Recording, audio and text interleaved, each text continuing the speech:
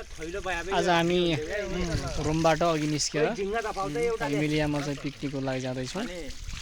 हामीले चाहिँ ब्रोइलरहरू यहाँ कटिङ हुँदैछ, ब्रोइलरहरू कटिङ गर्दैछौँ। अनि त्यसपछि हामी चाहिँ इमिलिया डाँडामा गएर सेकुवा बनाएर खाने प्रोग्राम छ। हाम्रो शनिबार स्पेसल त्यहीँ गएर बनाउने कुरा हुँदैछ।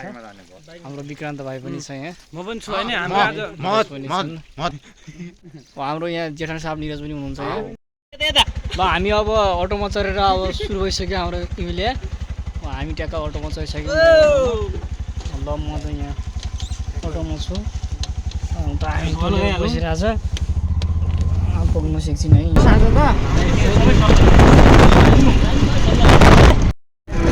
ट्याक्कै हामी बगाई खोला आइपुग्यौँ। हामी रहेछ बगाई खोला, हामी रहेछ बगाई खोला आइपुग्यो। अब हामी यहाँ माछा मार्न पनि सकिन्छ। ल अब हामी यति स्टेसनमा पुगिसकेका छौँ। हाम्रो गन्तव्य यही नै हो। अब हामी आगो बाल्ने कार्यक्रम भइरहेछ। आगो बालेर एकछिनमा मासु पकाउने काम हुँदैछ। हामी अब यो मासु बन्दैछ, हामीले अब बनाउँदैछ टोटीले। अब एकछिनमा बन्छ यो। ल अब मासु के छ, ठीक छ? बनाउन सुरु भइसक्यो टोटली।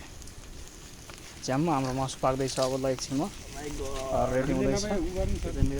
अनि यो चाहिँ स्पेसल मेरो लागि है।